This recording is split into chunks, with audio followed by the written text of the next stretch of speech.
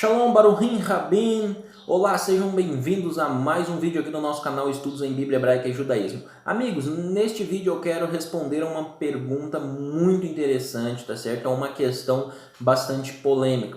Aqueles que não aceitam Jesus ou Yeshua, como você queira mencionar, como Messias, eles argumentam o seguinte: se Jesus é verdadeiramente o Messias, então por que não existe paz na Terra?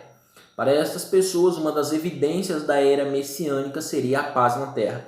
E uma vez que Jesus não trouxe paz, então não chegou a era messiânica e Jesus, por consequência, também não é o Messias. Eu gostaria de responder essa questão a partir da própria tradição judaica, ok? Antes disso, deixe-me mencionar um livro que é um livro muito interessante. Eu recomendo que você adquira esse livro.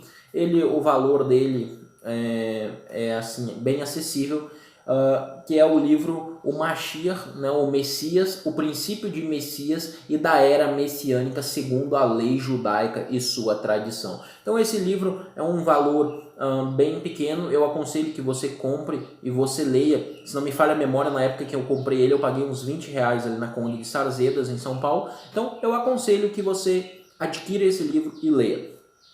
Este livro então a falar da era messiânica, e eles apresentam então ali que isso seria de acordo com a lei judaica e sua tradição, que na era messiânica deveria haver paz. E de fato, quando você pega os vídeos na internet, os argumentos contra a messianidade de Jesus, um dos principais argumentos é essa questão da era messiânica como uma era de paz. E aí, visto que não houve uma era de paz, digamos assim, quando Jesus veio a essa terra, então logo ele não poderia ser o Messias, ok? Antes de eu entrar nos textos do Talmud que eu gostaria de mencionar, eu gostaria de citar uma história que o Michael Brown cita nesse livro aqui.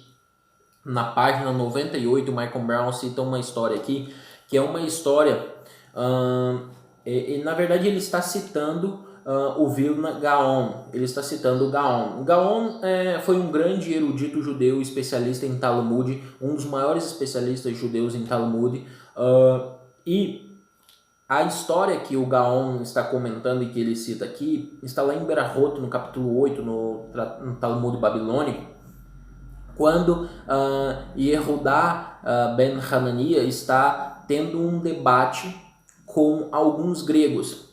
Nesse debate com alguns gregos é perguntado para ele onde é o centro do mundo, e ele ergue o dedo, dizendo: o centro do mundo é aqui. Segundo o Gaon, o debate ali estava girando em torno da questão da era messiânica. E então esses gregos rebatem. Aí o Yehudá ali, Ben Hanania, pede uma trena, né, dentro da linguagem ali do debate. E aí os gregos rebatem dizendo que a era messiânica havia passado e então os judeus ali não teriam aceitado o Messias. Então, segundo o Gaon, esse debate está girando em torno da era messiânica. E é bem interessante porque o Gaon, ele não é messiânico, ele nunca acreditou em Jesus como Messias, e ele vai admitir a questão da era messiânica como no início da era comum. E isso está de acordo com a própria tradição judaica. E a isso eu quero demonstrar para vocês. O primeiro texto que eu gostaria de mencionar para vocês é esse texto aí do Talmud babilônico, Sanhedrin 97a e b. Esse texto eu extraí da tradução do Talmud de Jacob Neusner, ok? Do falecido rabino Jacob Neusner.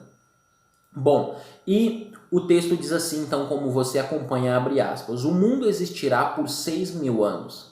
2.000 anos de desolação, de Adão até Abraão, 2.000 anos de Torá, de Abraão ao início da Era Comum, 2.000 anos de Era Messiânica.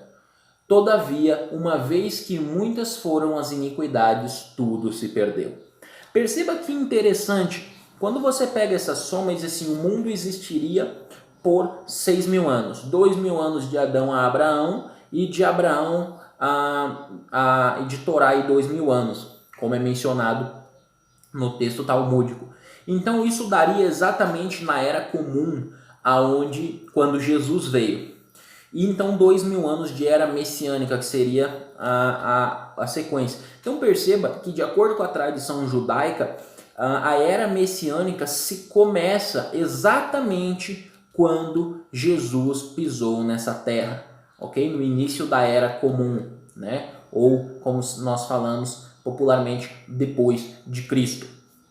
E é interessante porque o próprio Talmud diz assim: todavia, uma vez que muitas foram nossas iniquidades, tudo isso se perdeu. Ou seja, a era messiânica se perdeu por causa das próprias iniquidades de Israel. Mas perceba que a tradição, ela previu a era messiânica para exatamente ali naquele contexto histórico, quando Jesus e Yeshua pisou nessa terra. Um outro texto bastante interessante nesse sentido é o que está registrado em Sanhedrin 98a. E eu confesso que quando eu li esse texto, eu fiquei assim bem impactado pelo conteúdo desse texto. E eu acredito que você vai ficar surpreso também ao ler esse texto. Diz assim, abre aspas, disse o Rabi Alexandre, Josué Ben Levi, contrastou os versos da seguinte maneira: está escrito, em seu tempo virá o Messias, e também está escrito, eu, o Senhor, aparecerei. Isto. Qual é o significado do contraste? Se os israelitas tivessem mérito, apresentarei isto. Se eles não o fizerem, o Messias virá no seu tempo. Então perceba, e é interessante aqui, mérito é no sentido de ser digno. E aí embaixo diz assim, continuando, está escrito, e eis que um como filho do homem veio com as nuvens do céu. E está escrito, eis que o teu rei vem a ti humilde e cavalgando sobre um burro. Qual é o significado do contraste? E eles respondem, se os israelitas forem dignos, será com as nuvens do céu. E se eles não forem dignos, será humilde e montado sobre um jumento. Então, veja, esse é um texto talmúdico falando sobre a vinda do Messias. E quando eles falam sobre a vinda do Messias, é interessante que eles falam que se o povo de Israel fosse digno, naquele momento, o Messias viria nas nuvens do céu. E se eles não fossem dignos, ele viria montado em um jumentinho. Nós conhecemos bem a história do Novo Testamento, ok? Então, este é mais um texto aí sobre a era messiânica. E quando nós comparamos esse texto com a nossa compreensão dos evangelhos e daquele momento quando Jesus entra com um jumentinho, isso é muito interessante. Um outro texto que você acompanha